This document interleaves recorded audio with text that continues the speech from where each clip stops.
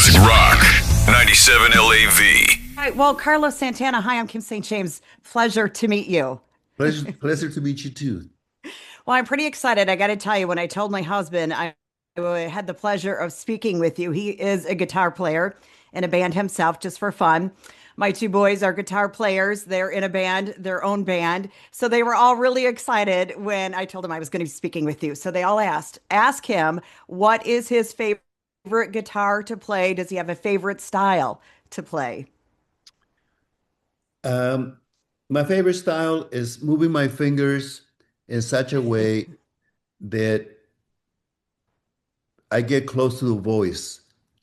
My I focus mainly on sounding like a woman. My sound is the sound of a woman, like Whitney Houston or Etta James or Nina Simone or Tina Turner or Aretha. I prefer my tone and my melodies to sound as in a female frequency. Female voice coming out. I love that Yes. approach. Yeah, that's fantastic. Now, you're known as one of the best guitar players, obviously, of all time. You're always in the top list. You've traveled the world, you've been everywhere. You hit the ground running with Woodstock.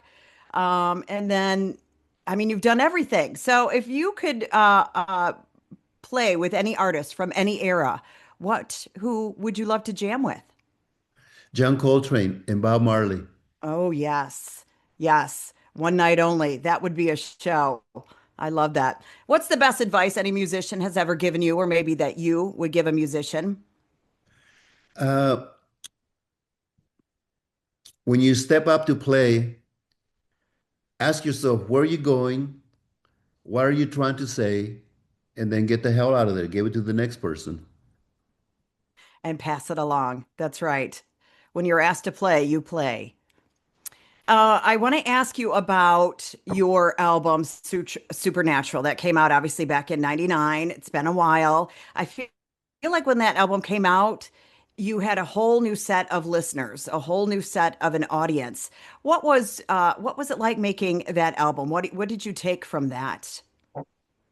Gratitude, the experience of being with Clive Davis, Mr. Clive Davis, and his vision to unite his direction with mine.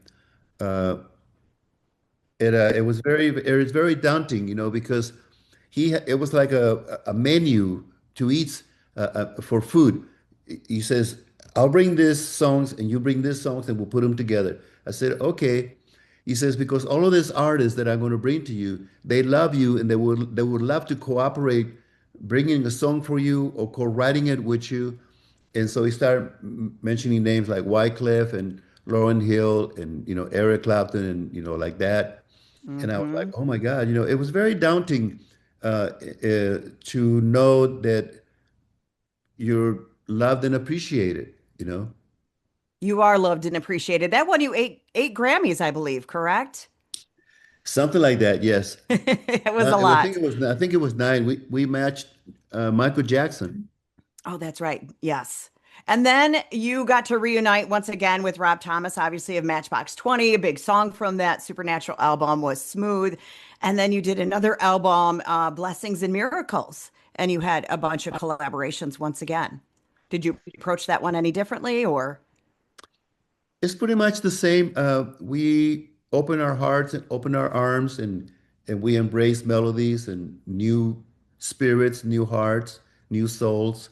Uh, but it's always one of my favorite artists are the people who create the ornaments of flowers in the lobby of the Four Seasons Hotel, either in Los Angeles or in Europe.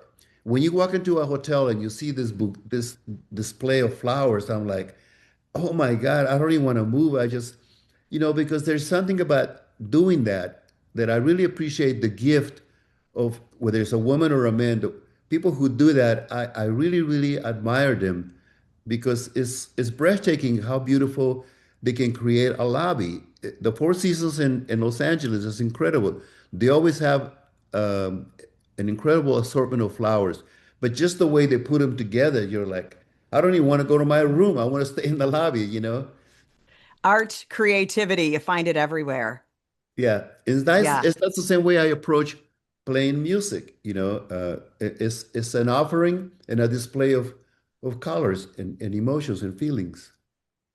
Excellent. That leads right into my next question. I was going to ask how you approach new music and how do you keep it fresh and creative after all these years? Does your faith or spirituality play a role in that? You know, I always have to make my mind remember my first French kiss. Oh, Because when you remember the first French kiss, there's a lot of innocence in that. You know, there's a lot right. of sweetness and there's a lot of nice, you know. Yes. And so I want every note to have that kind of niceness to it, you know. Because see, the secret of musician is if I feel it, you're gonna feel it. If I don't feel Yes. it, you're not gonna feel it, you know.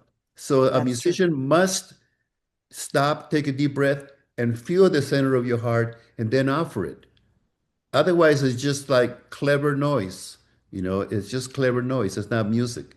Right. I love that approach. You definitely have a theme. The sound of a woman, the feel of the first French kiss. I love it. I love your style. And we love the fact that you're going to be coming, obviously, back to Grand Rapids. You're going to be playing at our new amphitheater. So we're excited. It just opened up. And we have a lot of great artists coming. You included, obviously, with the Doobie Brothers coming in June. So we're very excited to have you. Can you tell us a little bit about this Oneness tour that you are on?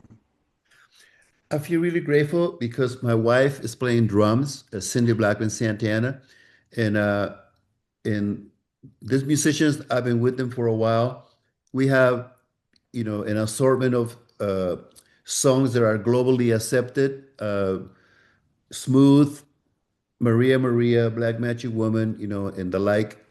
Uh, and so, and also we make it a point to play new things in the middle of the set that nobody knows where I'm going to go. I think it's called in football calling an audible. You know, when you toss the set list aside and you just you start playing, do something on the spot. You know. See where it takes you. Yes, I Yeah. love that. Do you play different every time maybe when you play a song? Do you just go with the feel that you're playing at the time? Do you mix it up every time you play? It's like making love. If it's the same, then you're doing something wrong. You know, you have to make it like a new dawn and a new sunset. You know, Right. and amazingly enough, is not mechanical. Is it's a spiritual uh, invocation. You know, like real lovers, you make sure you have the candles and you have the flowers and you have the incense and you know you set the bathtub to be the right temperature. So you have to create like a chef, you have to create all the ingredients to have a wonderful feast, you know, Right. a wonderful experience. And it's the same thing with music for me. You know, you have to take time to make it each performance memorable and special and supreme. Yes. Yes, absolutely. Well, we look forward to seeing you back here in Michigan. We can't wait to see you again. June 15th, you're going to be here at Acrisure Amphitheater. It's going to be fantastic. It was a pleasure speaking with you, and I love your approach to music. I'm going to pass that along to my boys and let them know. That'll be the advice I'll say from you.